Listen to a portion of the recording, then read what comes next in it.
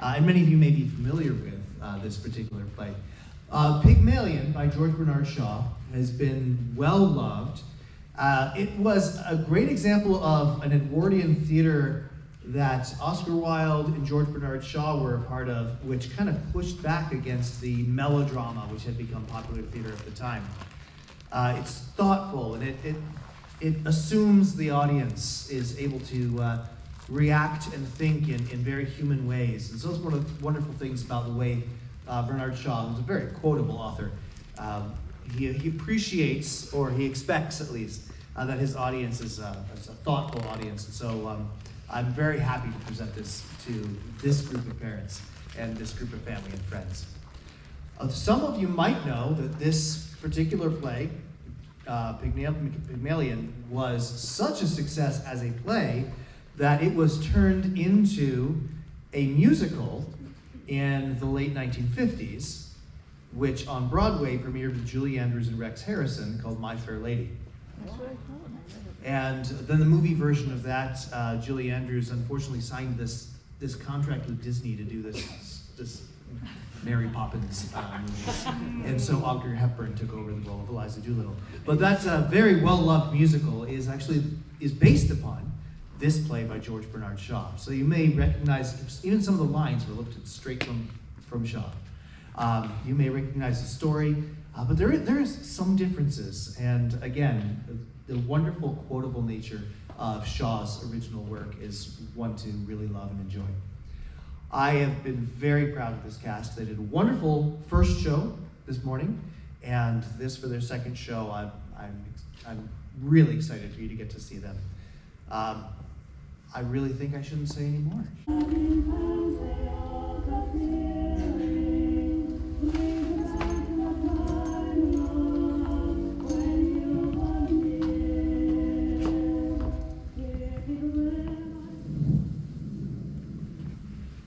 Getting chilled to the bone.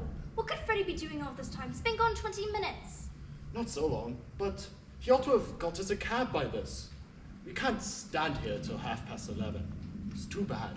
If Freddy had a bit of gumption, he would have got one at the theatre door. What could he have done? Poor boy. Other people got cabs, why couldn't he? Well, haven't you got a cab? There's not one to be had for love or money. Oh, Freddy, there must be one. You can't have tried. It's too tiresome. Do you expect us to go and get one ourselves? They're all engaged. The rain was so sudden, and nobody was prepared. Everybody had to take a cab. I've been to Charing Cross one way, and nearly Ludgate Circus the other, and they were all engaged. Did you try Trafalgar Square? There wasn't one in Trafalgar Square. Did you try? Oh, I tried as far as Charing Cross Station. I mean, did you expect me to walk to Hammersmith? You haven't tried at all. You really are helpless, Freddy. Go again, and don't come back until you've found a cab. But I shall simply get soaked for nothing. And what about us? Are we to stand here in this draft with next to nothing on you selfish pig? Oh, very well. I'll go. Not it, Freddy. Look where you're going there. Sorry. There's manners for you. 2 bunches of violets straight on the mud. How did you know that my son's name was Freddy, pray? Oh, where's your son, is he? Ray? Well, being you done your duty by the father shed, ain't no better than sport to pull those flowers and run away without paying. Will you pay me for them? Do nothing of the sort, Father. The idea. Please, allow me, Clara. Have you any pennies? Oh, no, I have nothing smaller than I have nothing smaller than a 6pence. Give it to me. Now, these are for your flowers. Oh, thank you kindly, sir. Make I give you the change. These things are only worth a penny a bunch. Do hold your tongue. You can keep the change. Thank you kindly, sir. Now, tell me how you knew that young gentleman's name. I didn't. I heard you call him by it. Don't try to deceive me. Who's trying to deceive you? I only called him Freddy or Charlie, same as you might yourself if you was talking to a stranger and wished to be pleasant. 6pence thrown away, really, Father? You could have spared Freddy that.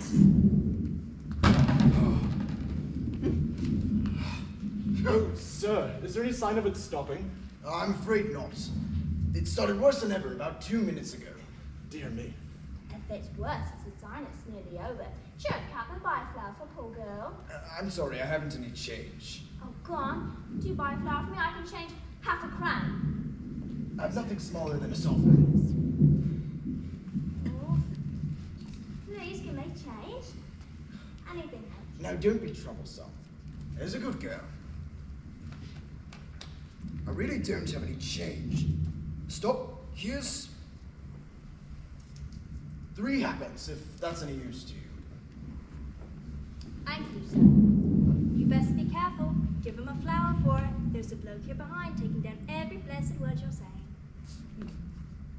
I ain't done nothing wrong by speaking to the gentleman. I have a right to sell flowers if I keep off the curb. I never spoke to him except for a flower for me. There.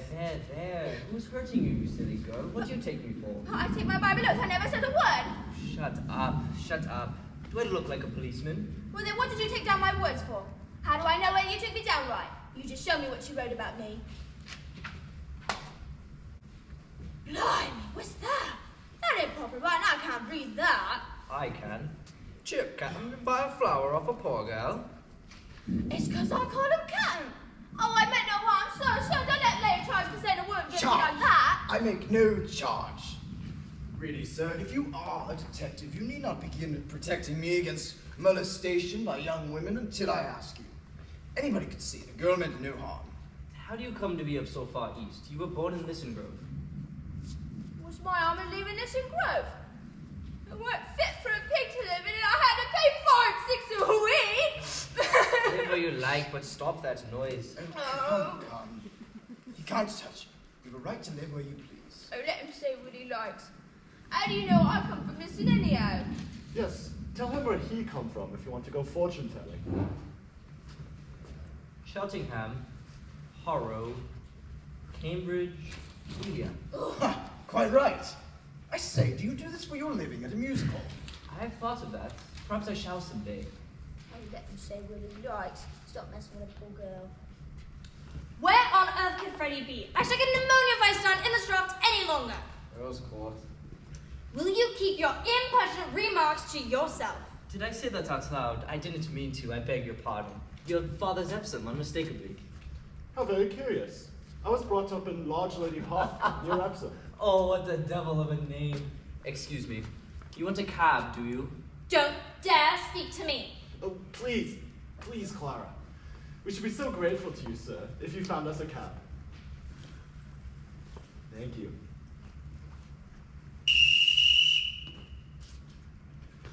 Don't know whether you've noticed it, but the rain stopped about 2 minutes ago. So it has.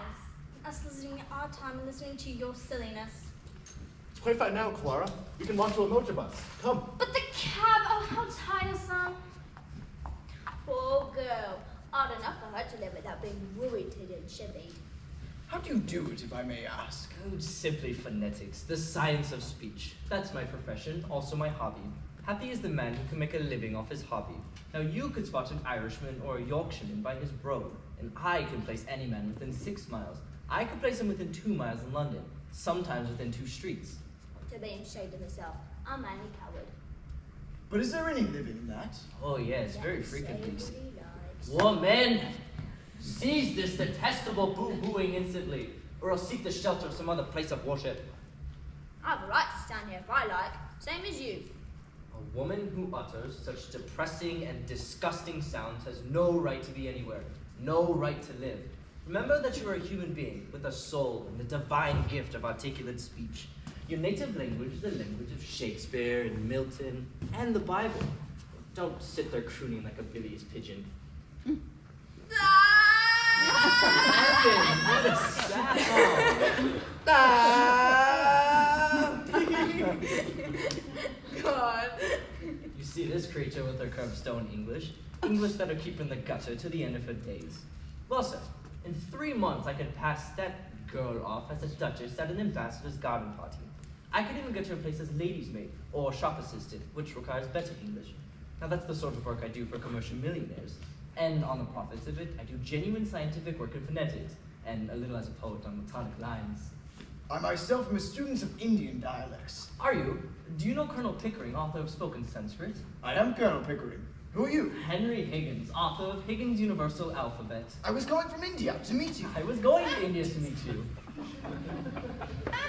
I'm at the Carlton. Come with me now and let's have a talk for some supper. Right, you are. Oh, gentlemen, buy a flower for me. I'm short for my lodging. Liar, you said you could change half a crown. Oh, you ought to be stuffed for nose, you ought. Take a whole blooming basket for 6pence. A reminder.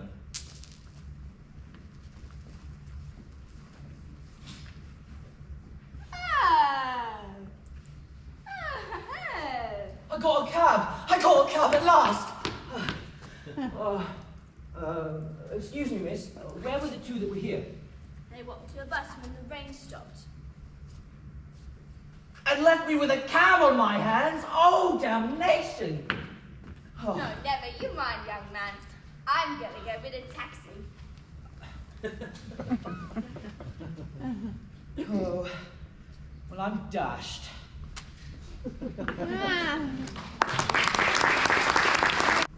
Well, I think that's the whole show. It's really amazing.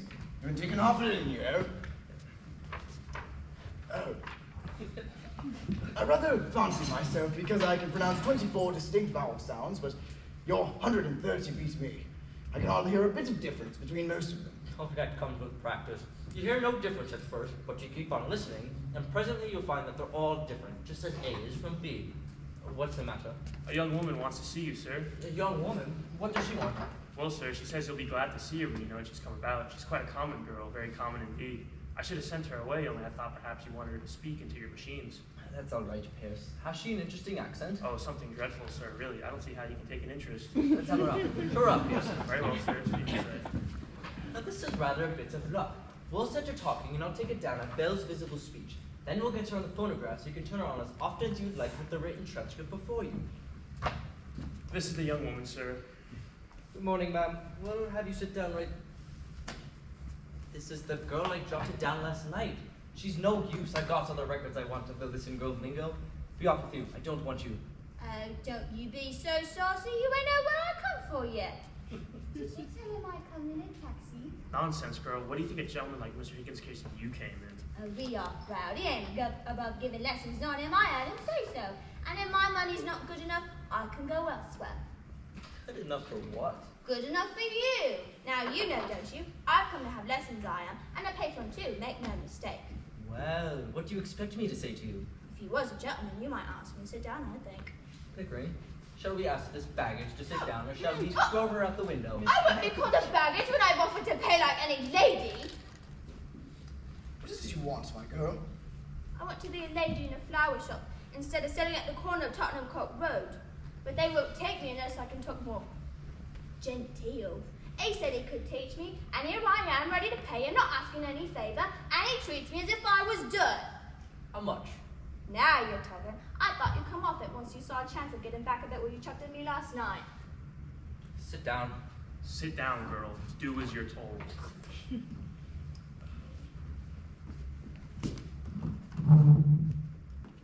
Won't you sit down? Don't mind if I do. What's your name? Liza Doolittle. How much do you propose to pay me for the lessons? Oh, I know it's right. A lady friend of mine gets French lessons from a real French gentleman for 18 pence an hour. But you wouldn't have the face to ask me the same for teaching me my own language as you would for French. So I won't give more than a shilling. Better leave it. You know, Pickering, if you consider a shilling not just as a simple shilling, but as a percentage of this girl's income, it comes out fully equivalent to 60 or 70 guineas of a millionaire. How so? Well, think of it. She offers me 2/5 of a day's income for the lessons, and 2/5 of a millionaire's income was £60. £60? What are you talking about, £60? I never offered you £60. Hold your tongue. But where would I get £60? Sit down, girl. Nobody's going to touch your money. Well, somebody's gonna touch you with a broomstick if you don't stop sniveling. Who would think you was my father? If I decide to teach you, I'll be worse than 2 fathers to you. Here, What's that for? to wipe your eyes. To wipe any part of your face that feels moist. Remember, that's your handkerchief and that's your sleeve. Don't mistake the one for the other if you wish to be a lady in a shop. There's no use talking to her like that, Mr. Higgins. She doesn't understand you. Besides, you're quite wrong. She doesn't do it that way at all. Hey, you give that back. Hey, give it to me, not to you. He did. I think it must be regarded as a property, Pierce. Higgins, I'm interested. What about the ambassador's garden party? I'll say you're the greatest teacher in the world if you can make that good.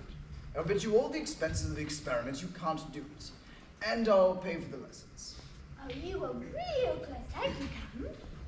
It's almost irresistible. She's so deliciously low, so horribly dirty.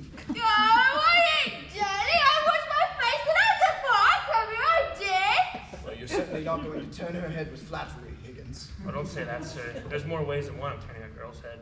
Nobody can do it better than Mr. Higgins. I do hope you don't encourage him to do anything foolish.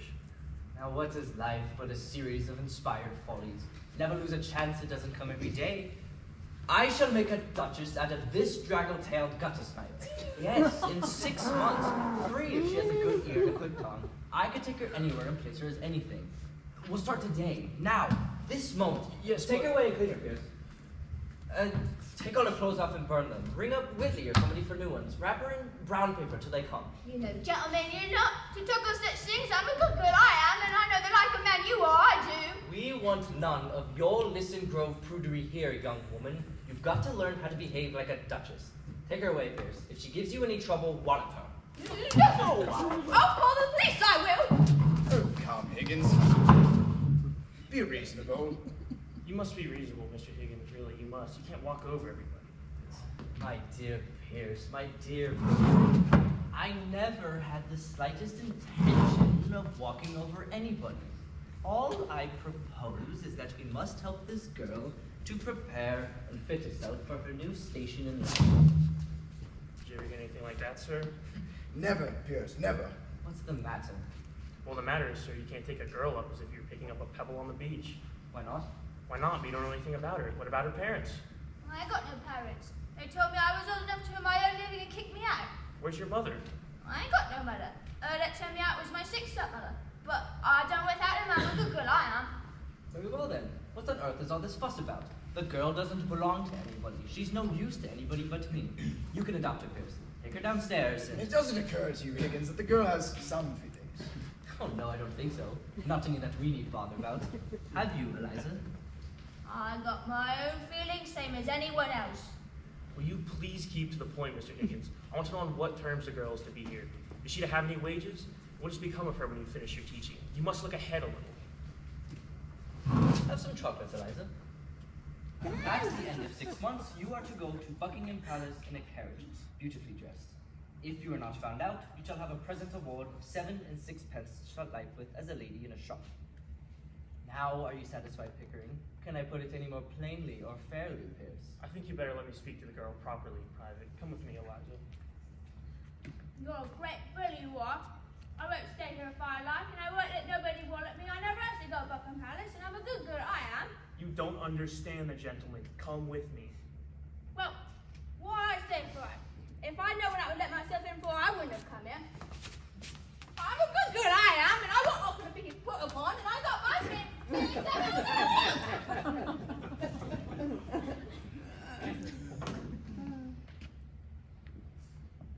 Excuse the straight questions, Higgins.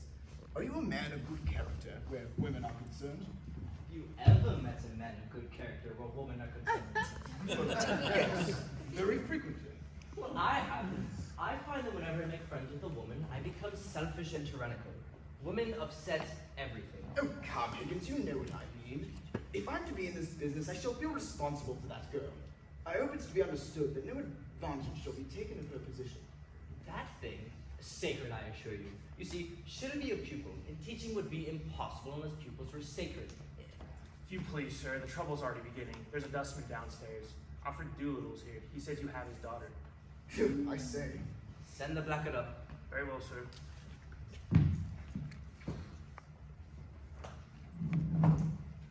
You know, he may not be a blackguard, Higgins. Nonsense, of course he's a blackguard. Doolittle, sir. Professor Higgins. Yeah. Good morning. Sit down. Good morning, Governor. I come about a very serious matter, Governor. Mother Welch. Brought up in Hounslow, I should think. What do you want to do, Little? I want my daughter, that's what I want. See, is it fair to take advantage of a man like this? The girl belongs to me. You got her. Where do I?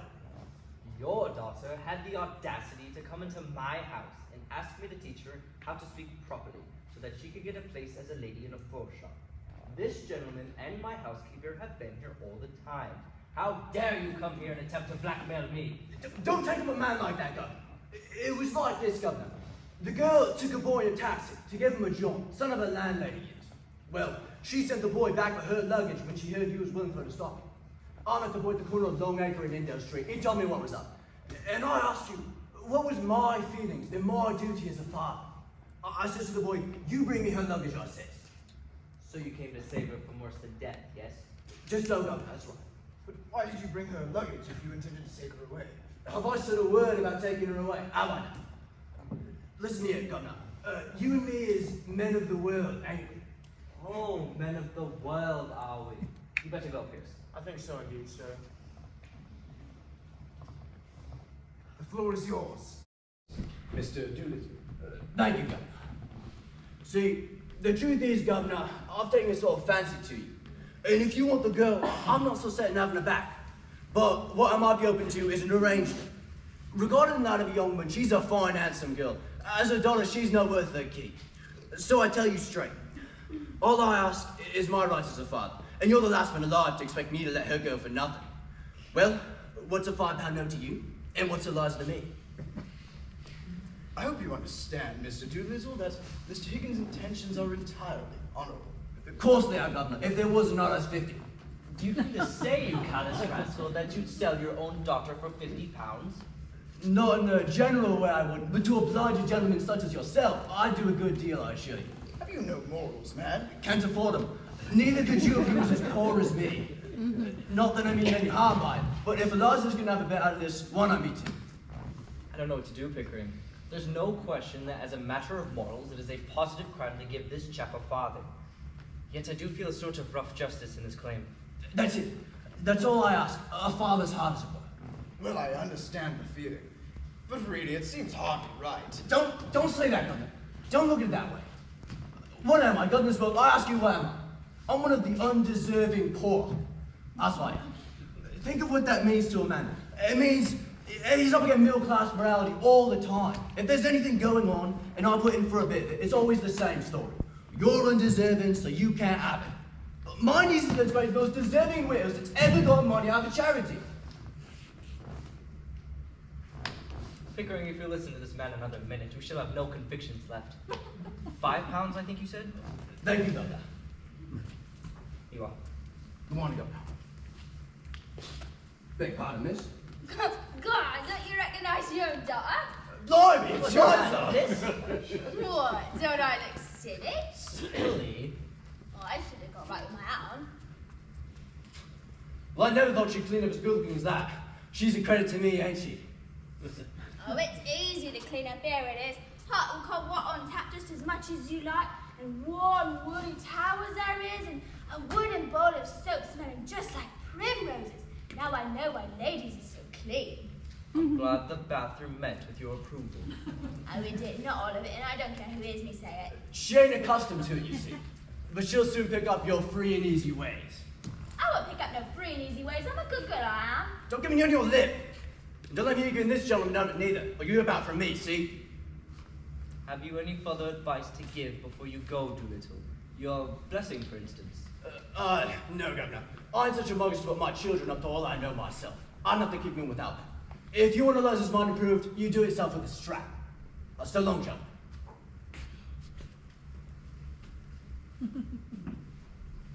The old liar. Even as soon as you set a bulldog on mine as a clergyman, you won't see him again in a hurry. I don't want to, Eliza. Do you? Oh, not me. I don't never want to see him again, I don't. He's a disgrace to me, he is, collecting dust instead of working out his trade. What is his trade, Miss Doolittle? Cutting money out of other people's pockets into his own. You won't call the likes of them my friends, I should hope. Now, Eliza, the new things have come for you to try on. Ooh! Pickering, we have taken on a stiff job. Higgins? We have.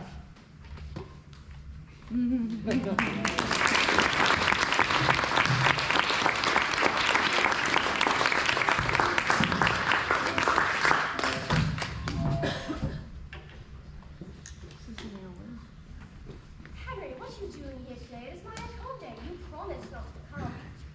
No, Mother, I came on purpose. But you mustn't, really, dear. You offend all my friends. They stop coming whenever they meet you. Oh, I know I have no small talk, but people don't mind. Don't mind. Small talk indeed. What about your large talk? Really, dear, you mustn't stay. Oh, I must. I have a job for you. I picked up a girl. Does that mean some girl has picked you up? Oh no, I don't mean a love affair. What a pity. You know I can't be bothered with young women. Besides, they're all idiots. Do you know what you would do if you really loved me, Henry? Bother what? Marry, I suppose. No, take your hands out of your pockets and stop fidgeting. That's a good boy. Now, tell me about the girl. She's coming to see you. I don't remember asking her. You didn't, I asked her. If you'd known her, you wouldn't have asked her. Indeed, why? Well, it's like this. She's a common flower girl. I picked her off the curbstone. And invited her to my at-home. Oh, that'll be all right. You see, I've taught her to speak properly, and she has strict orders as to her behavior. She's to keep the two subjects, the weather and everybody's health. Fine day, and how do you do, and all that, and not to go off on things in general. I stumbled on her some months ago, and she's gone off like a house on fire. I shall win my bet with Pickering. That's satisfactory at all events. Well, it is and it isn't. What does that mean? You see, I've got your pronunciation all right, but you have to consider not only how a girl pronounces, but what she pronounces, and that's where... Mr. and Miss Einsford Hill. Oh, Lord.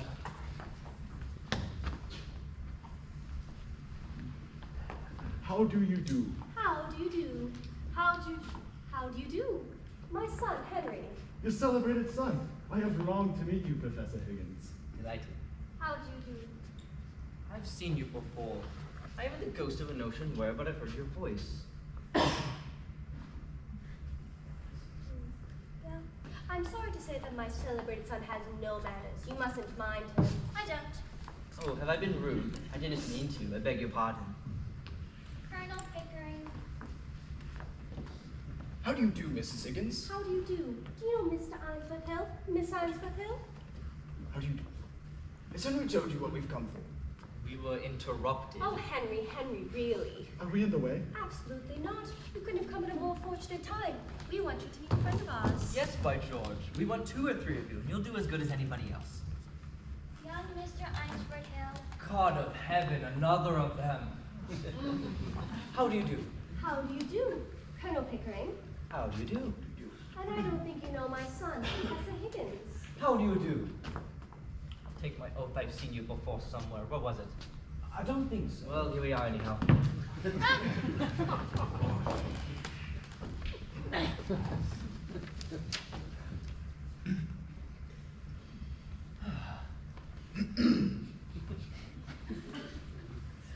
Well, what the devil are we going to talk about until Eliza comes? Henry, you are the life and soul of the Rorschach soirees, but really you're rather trying on more commonplace occasions. Am I? Very sorry. I suppose I am, you know. I sympathize. I haven't any small talk. People would only be frank and say what they really think. Lord forbid. But what? What they think they ought to think is bad enough, Lord knows, but what they should really think would break up the whole show. Is it so very cynical? Cynical? Who the dickens said it was cynical? I mean, it wouldn't be decent. Miss Doolittle. Here she is, Mother.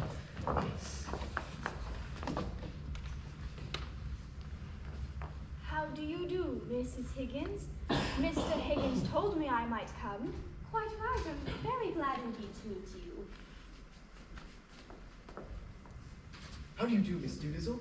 How do you do, Colonel Pickering? I feel sure we've met before, Miss Doolittle. I remember your eyes. How do you do? My daughter, Clara. How do you do? How do you do? I've certainly had the pleasure. My son, Freddie. How do you do? By George, yes, it all comes back to me. Covent Garden.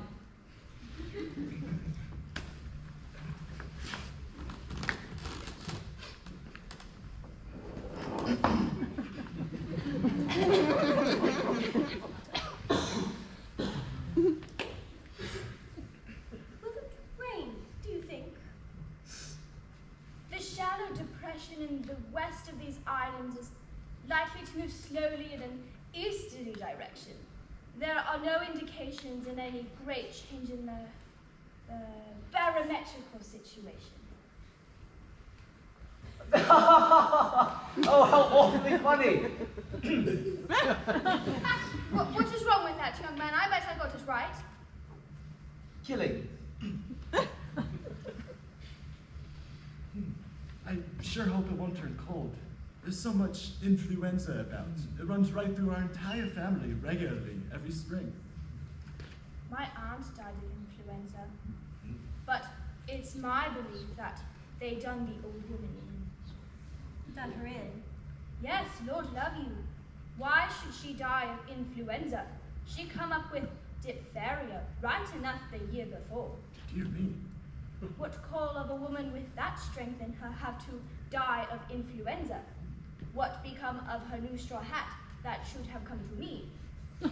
Somebody pinched it, and what I say is, them as pinched it, done her in. What does doing her in mean? Oh, that's the new small talk. To do a person in means to kill them. You surely don't believe that aunt was killed. Do I not? Them she lived with would have killed her for a hat pin, let alone a hat. Well, the new small talk. You do it so awfully well. If I was doing it proper, what was you laughing at? Have I said anything I oughtn't? Oh, absolutely not, Miss Doolittle. Well, that's a mercy anyhow. Anyway, what I always say is, well, I must be going. So glad to have met you. Goodbye, Mrs. Higgins. Goodbye. Goodbye, Colonel Pickering. Goodbye, all. Are you going to walk across the park, Miss Doolittle? If so... Walk? Not bloody likely. I'm going in a taxi.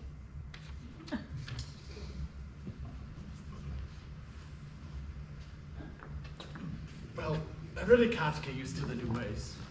Oh, it's all right, Father. Quite right. People think we never go anywhere or see anybody. You are so old-fashioned. I dare say I'm very old-fashioned. But I do hope you won't begin using that expression, Clara. Don't you think so, Colonel Pickering? Well, don't ask me. I've been away in India for several years. It's all a matter of habit. There's no right or wrong in it. Nobody means anything by it. Well, after that, I think it's time for us to go. Oh, yes. We still have 3 items to do. Goodbye, Mrs. Higgins. Goodbye, Colonel Pickering. Goodbye, Professor Higgins. Goodbye. Be sure you try on the new small talk at the 3 at Homes. Oh, yes. Such nonsense. All this Victorian prudery. Such bloody nonsense. Such bloody nonsense. Clara! Move, Freddie. Oh, well, I asked you. Goodbye. Goodbye. Would you like to meet Miss Doolittle again? Yes, I should, most awfully. Well, you know my days. Yes. Thanks awfully. Goodbye. Goodbye, Mr. Higgins. Goodbye. Thank you, dear. Goodbye. Goodbye.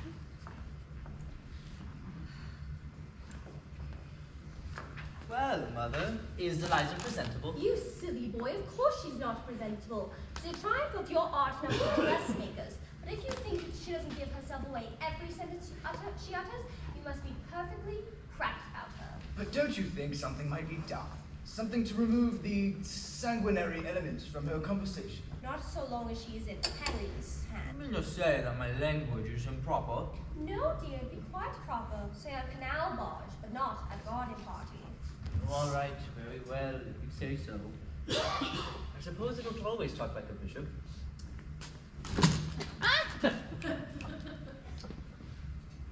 Colonel Pickering, would you tell me what is the exact state of things at Wimpole Street? Well, I've come to live there with Henry. We work together as my Indian dialects, and we think it more convenient to... Well, Yes, I know all about that. But what about this girl? Where does she live? Is she a servant? If not, what else? She lives with us. Where else should she live? But on what terms? I think I'm beginning to know what you mean, Mrs. Higgins. Well, dash me if I do. I've had to work at the girl every day for months to get her to her present pitch. Besides, she's useful. She knows where my things are, she knows my appointments, and so forth. You two certainly are a pretty pair of babies playing with your live doll. Playing? The hardest experiment I've ever tackled. Make no mistake about that, Mother. Yes, it's enormously interesting. I assure you, Mrs. Higgins, we take Eliza very seriously. Every week, every day, almost, there is some new change. Yes, by George, it's the most absorbing experiment I've ever tackled. She's constantly filling up our lives, doesn't she, Pick? We're always talking Eliza, Teaching Eliza? dressing Eliza. What? I beg your pardon. What do you mean? Be quiet, Henry. Colonel Pickering, do you know that when Eliza walked into Wimpole Street, something else walked in with her? Well, her father did, but Henry soon got rid of him. It would have been more to the point if her mother had, but as her mother didn't, something else did. But what? A problem. Ah, I see. The problem of how to pass her off as a lady. Oh, I'll solve that problem. I've half solved it already. No, you two infinitely stupid male creatures. The whole was what to be done with her afterwards. She can go her own way with all the advantages I've given her. The advantages of that young woman who was here just now, the manners and habits that disqualify a young lady from earning a livable income. Is that what you mean? Oh, that will be all right, Mrs. Higgins. We'll find her some night employment. She's happy enough. Don't you worry about her. Goodbye. Yes, in hell. The thing's over and done with. There's nothing more to worry about. Goodbye, Mother. Oh, let's take her to the Shakespeare exhibition over at Earl's Court. Yes, let's. Her remarks will be delicious. Oh, men, men, men. Got to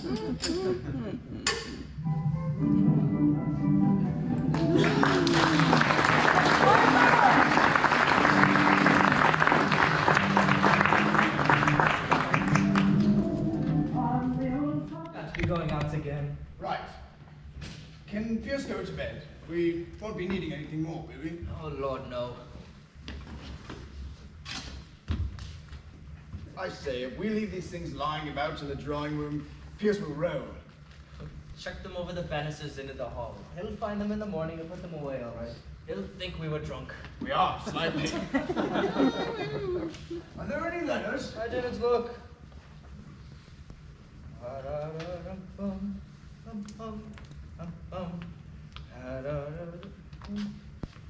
Wonder where the devil my slippers are.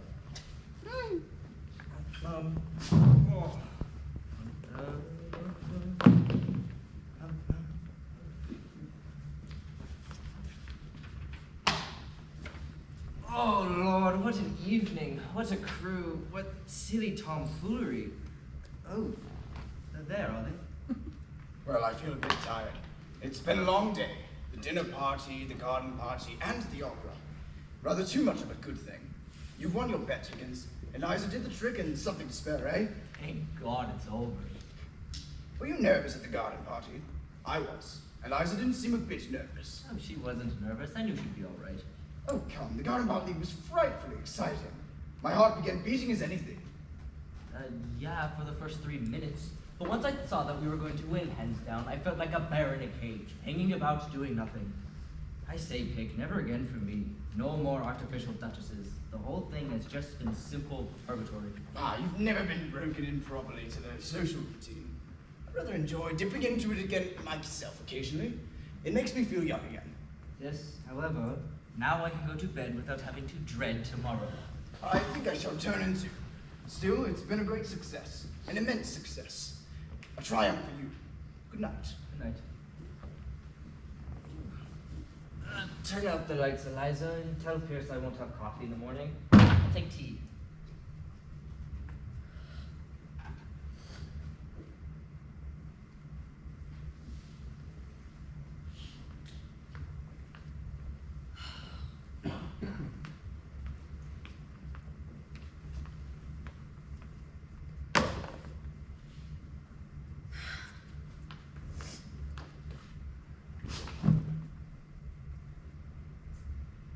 What the devil have I done with my slippers?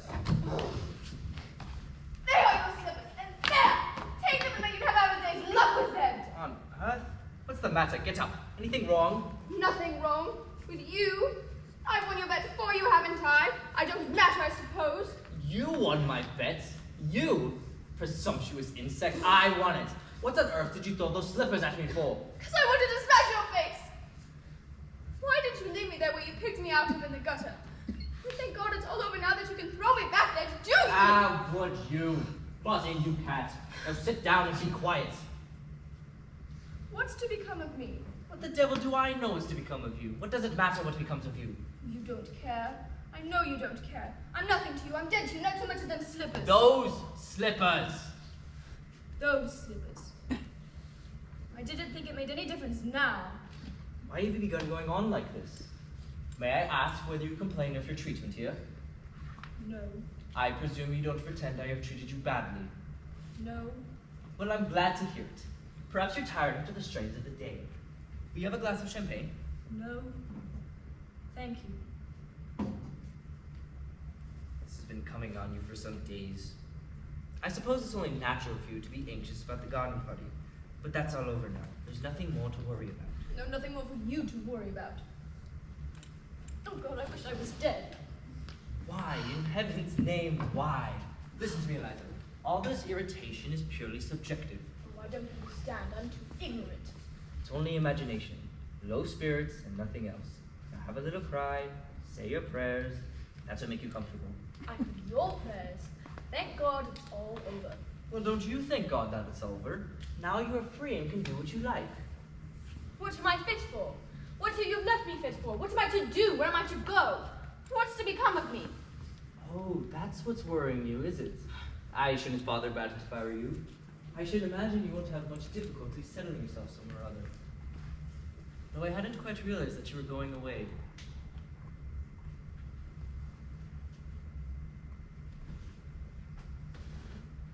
You might marry, you know. You see, Eliza, not all men are confirmed old bachelors like me and the Colonel. Most men are the marrying sort, or devils. And you're not bad looking.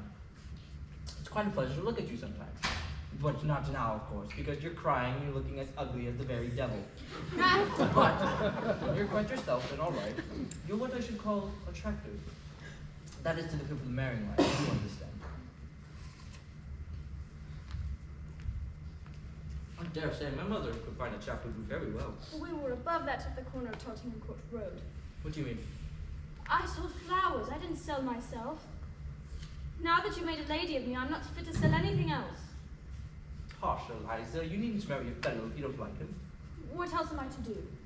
What about your idea of a floor shop? Pickering can set you up with one and he's got lots of money. Come, you'll be all right. I must go off to sleep. I'm devilish sleepy.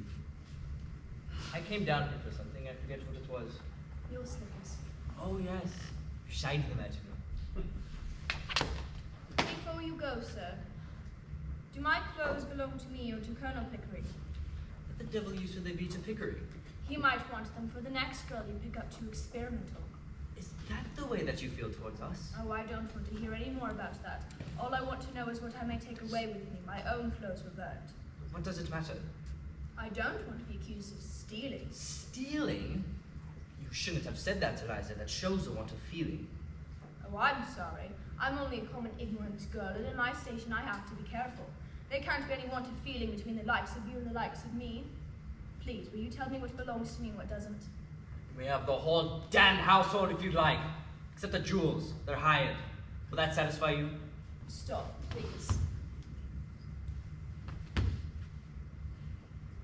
Will you take these to your room and keep them safe? I don't want to run the risk of their being missing. You infamous creature! How dare you accuse me of such a thing? You've wounded me to the heart. I'm glad. I've got a bit back of my own anyhow. You have caused me to lose my temper, a thing that has rarely happened before. I prefer to say nothing more about this tonight. I'm going to bed.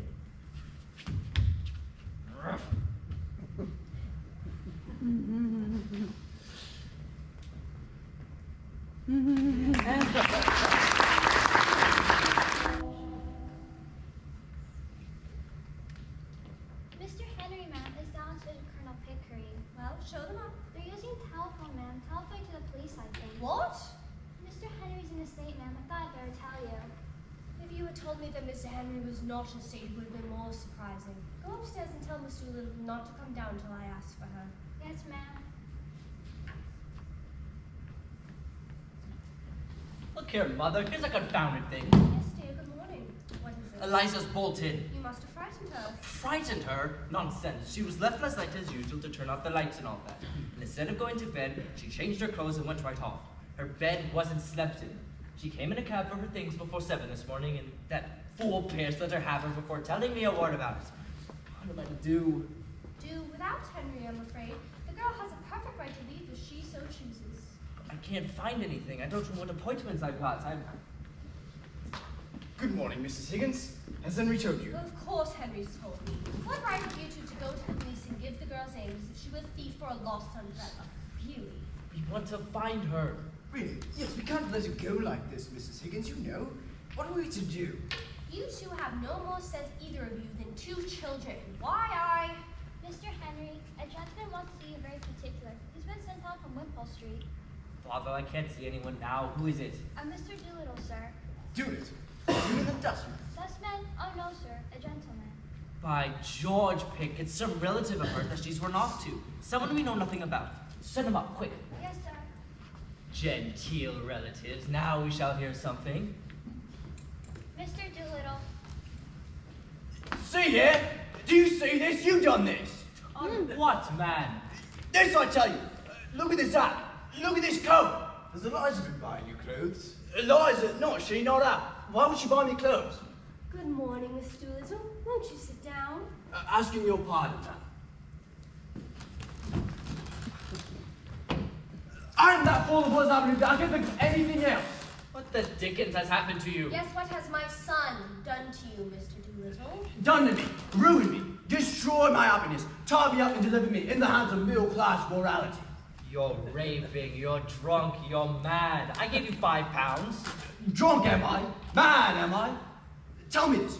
Did you or did you not write a letter to a blighter in America that was giving $5 million to found more reform societies all over the world, and that wanted you to invent a universal language for it? Ezra D. Wannafellow, he's dead. Yes, he's dead, and I'm done for. Now, did you or did you not write a letter to him to say that the most original moralist at present in England, to the best of your knowledge, was Alfred Doolittle, a common dustman? Oh, yes. I do remember after your last visit making some silly joke of the kind. You may well call it a silly joke. It put the lid on me right enough. Just give him the chance he needs to show that America does not like us, that they recognize and respect merit in every class of life, however humble. Them words are in his blooming will, in which Henry Higgins, he leaves me a share in his pre-digested cheese trust, worth $3,000 a year on the condition that I lecture for his Wannafellow, more reform, worldly, as often as they ask me, up to 6 times a year. The devil he does, what a lark. A safe thing for you, Doolittle. They won't ask twice. It ain't the lecturing I mind. I'll lecture them blue in the face, I will, and not turn a head.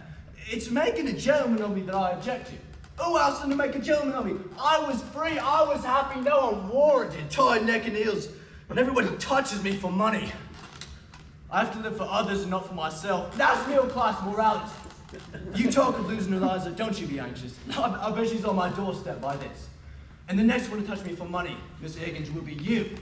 And ought to learn to speak middle-class language from you, instead of speaking proper English. But my dear Mr. Doolittle, you need not accept this bequest if you are really in earnest. No one can force you to. That's the tragedy of it, man. It's easy to say chuck up a knife in the nerve. Which one of us has we're all intimidated? Intimidated, man. What is there for me if I chuck up at the workhouse in my old age? Well, I certainly hope you aren't going to do anything foolish. Would this solve the problems of Eliza's future? You can provide for her now. Oh, yes, everybody expects me to provide for them now. Out of $3,000 a year. Nonsense. He can't provide for her. He shan't provide for her. The girl doesn't belong to him. I gave him £5. Doolittle, either you're an honest man or a rogue. A little bit of both, Henry. Like the rest of us, a little bit of both. Oh, Henry, don't be absurd. If you really want to know where Eliza is, she is upstairs. Upstairs? Then I shall jolly soon fetch her. Quiet, Henry, sit down. I am going. Sit down. Now, Eliza came to me this morning. She spent the night walking about in a rage, partly trying to throw herself in the river, partly being afraid to, and partly in the Carlton Hotel. She told me of the brutal way you two treated her. What? But Mrs. Higgins, she's been telling you stories. We didn't treat her brutally. We hardly said a word to her. Just the other way about. She threw my slippers in my face. But why? What did we do to her? I think I know pretty well what you two did. The girl is naturally rather affectionate, isn't she, Mr. Doolittle? Very tender-hearted, ma'am. Takes after me. Just so. She became quite attached to you both. She worked very hard for you, Henry. I don't think you quite understand what that means to a girl like that. Well, it seems the great day of the trial came and she did this wonderful thing for you without making a single mistake, and then you were surprised because she threw your slippers at you? I should have thrown the fire irons at you. We said nothing except that we were tired and we wanted to go to bed, did we, Pip? Absolutely. Really, that was all. You didn't thank her, admire her, tell her how wonderful she'd been. But she knew all about that. Perhaps we were a little inconsiderate. Is she very angry? Well, I'm afraid she won't go back to Winkle Street now that Miss Doolittle is able to provide for the position you have thrust upon her. But she says she's quite willing to meet on good terms and let bygones be bygones. Is she, by George? Oh. Henry, if you promise to behave yourself, ask her to come down. If not, go home, for you've taken up quite enough of my time. All right, very well. Pig, you better behave yourself. Let us put on our Sunday best manners for this creature that we picked out of the mud. Remember your promise, Henry. Mr. Doolittle, would you be so kind as step out onto the balcony for a moment? I don't want Eliza to have the shock of your news. As you wish, lady. Anything to help Henry keep her off my eyes. Ask Miss Doolittle to come down, please. Yes, ma'am.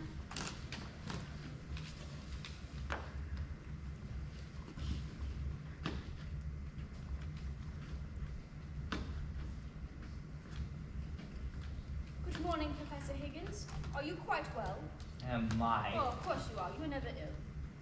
So glad to see you again, Colonel Pickering. It's quite chilly this morning, isn't it?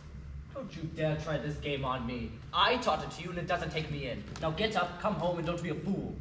How nice of an invitation, Henry. No woman could resist one like it. Will you drop me altogether now the experiment is over, Pickering? Mustn't think of it like that. It shocks me something. Oh, it's not because you paid for my dresses. I know you are generous to anybody with money. But it was because it was so difficult for me to learn with the example of Professor Higgins always before me. I was brought up to be just like him, always unable to control myself. I should never learn that ladies and gentlemen didn't behave like that if you hadn't been there. Well, That's only his way. You know he doesn't mean it. Oh, I didn't mean it either when I was a flower girl. But you see, I did it. And that's what makes a difference after all. No doubt. Still, he taught you to speak, and I couldn't have done that. Of course, that is his profession. It was like teaching one to dance in the fashionable way. But there was nothing more than that in it. But do you know what began my real education? What?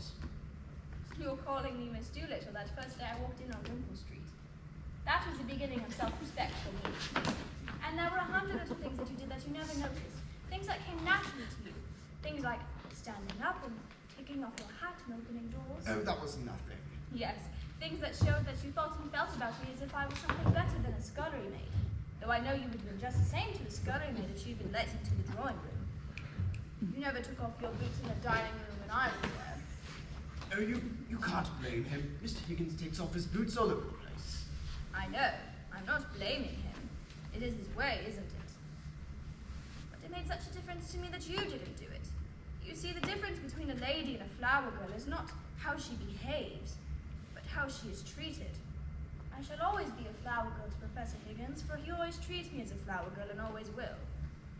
But I know I can be a lady to you, for you always treat me as a flower, or a lady and always will. Well, this is all very nice of you, Miss Doolittle. I should like you to call me Eliza now, if you would. Thank you, Eliza, of course. And I should like Professor Higgins to call me Miss Doolittle. He's incorrigible, Eliza. You won't relapse, will you? Oh no, not now, not ever. I don't think I could utter one of the old sounds even if I tried. aha, just so. Wow, wow, wow. Victory, victory. Can you blame the girl? Don't look at me like that, Eliza. It ain't my fault. I've come into money. You must have touched $1 million this time, Dad. I have. But I'm dressed something special today. I'm going to St. George's, Hanover Square. Your stepmother is going to marry me. You You're going to let yourself down to marry that low-common woman. He ought to, Eliza. Why has she changed her mind? Middle-class morality claims its victim. Eliza, I wish you'd get your hat and come see me turned off. Well, if the Colonel says I must, I'll demean myself. Don't you be afraid. The word never comes to, she never comes to words with anyone nowadays. Respectability has broke all the spirit out of her. Don't be nice to them, Eliza. At the best of it. Well, only to show there's no ill feeling. I'll be back in a moment. I feel uncommon nervous about the ceremony. Colonel, I wish you'd come and see me through it. But you've been through it before, man. You were married to Eliza's mother. Who told you that, Colonel? I'll load the carriage and get ready. I shan't be more than 15 minutes. I'm going to the church to see your father married Eliza. You'd better come with me. Colonel Pickering can go with bridegroom. Bridegroom. What a word. It makes the man realize his position somehow. Ha.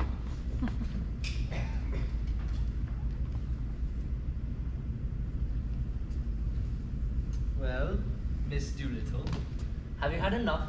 Are you going to be reasonable, or do you want any more? You want me back here to pick up your slippers and to fetch and carry for you. I haven't said I wanted you back at all. Oh, indeed. Then what are we talking about? About you, not about me. If you come back, I shall treat you just as I have always treated you. I can't change my nature, and I don't intend to change my manners. My manners are exactly the same as the Colonel's. That's not true. He treats a flower girl as if she was a duchess. I treat a duchess as if she was a flower girl. I see. The same to everybody. Just so. Just like father. Without accepting the comparison at all points, Eliza, it is quite true that your father is not a snob. The great secret, Eliza, is not having bad manners or good manners or any other particular sort of manners, but having the same manner for every soul on earth. One soul is as good as another. Amen. You are a born preacher. The question is not whether I have treated you rudely, but whether you have heard me treat anyone better. I don't care how you treat me, but I can do without you. Don't think I can't. You never asked yourself, I suppose, whether or not I could do without you. Don't try to get around me. You'll have to do without me. I can do without anybody. I have my own soul, my own spark of divine fire. But I shall miss you, Eliza. I have learned something from your idiotic notions, and I confess that humbly and gratefully. And I have grown quite accustomed to your voice and appearance. I do like them, rather. Well, you have them on your gramophone and in your book of photographs. When you get lonely without me, you can turn the machine on. It's got no feelings to hurt. Why care for life, for humanity? And you're one of those things that has come my way and been built into my home. What more could you or anyone else ask? What did you do it for if you didn't care for me? Why, because it was my job. You never thought of the trouble it would make for me. Would life ever have been made if its maker was afraid of making trouble? Making life means making trouble. Oh, I wish I could go back to my flower basket. I should be independent to both you and father and all the world. Why did you take my independence from me? Why did I give it up? I'm a slave now for my fine clothes. Not a bit. I'll adopt you as my daughter and settle money on you if you'd like. Or would you rather marry Pickering? That's not what I want, and don't you think it. I've always had chaps enough wanting me that way. Freddie Hill writes me twice and 3 times a day. Sheets and sheets. You have no right to encourage him. Every girl has a right to be loved. By fools like that, Freddie's not a fool. And if he's weak and poor and wants me, at least he'd make me happier than my betters that bully me and don't want me. in short, you want me to be as infatuated about you as Freddie, is that it? I want a little kindness. I know I'm only a common, ignorant girl, and you a book-learned gentleman, but what I did was not for the dresses or the taxis. I did it because we were pleasant together, and I came to care for you. Not to want you to make love to me, and not forgetting the difference between us, but to be more pleasant and friendly-like.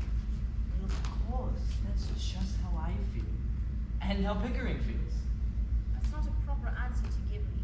Well, it's the only answer you're going to get until you stop being a common idiot. If you can't appreciate what you got, you better get what you can appreciate. Oh, you were a cruel tyrant. I can't talk to you. You turn everything against me, and I'm always in the wrong. But you know all the time that you're nothing but a bully. You think that I must go back to Wimple Street, or the gutter as you call it, and that I have no real place in the world. But you know that I have no real friends besides you and the Colonel. But don't you be too sure that you have me under your feet to be trampled down upon and talked down to. I'll marry Freddie, I will, just as soon as he's able to support me. Rubbish. You shall marry an ambassador. You shall marry the Governor General of India, the Lord Lieutenant of Ireland. I will not have my masterpiece thrown away on Freddie. You think I like you to say that, but I haven't forgotten what you said only a moment ago, and I won't be coaxed round like a baby or a puppy. If I can't have kindness, I'll have independence. Independence? That's middle-class blasphemy. We're all dependent on one another, every soul of us on earth. The carriage is waiting, Eliza. Are you ready? Quite. Is the professor coming? Oh, certainly not. He can't behave himself in church. He makes rude, ignorant remarks about the practice per speech all the while. Then I shall not see you again, Professor. Goodbye. Goodbye, dear. Bye, Mother. Oh, by the way, Eliza, order a ham and Stilton cheese, will you? And buy a pair of reindeer gloves and a tie to match the new suit of mine. You can pick the color. You can bring them back when you come to Wimple. Buy them yourself. I'm afraid you've spoiled the poor girl, Henry, but don't worry. I'll buy you the tying gloves.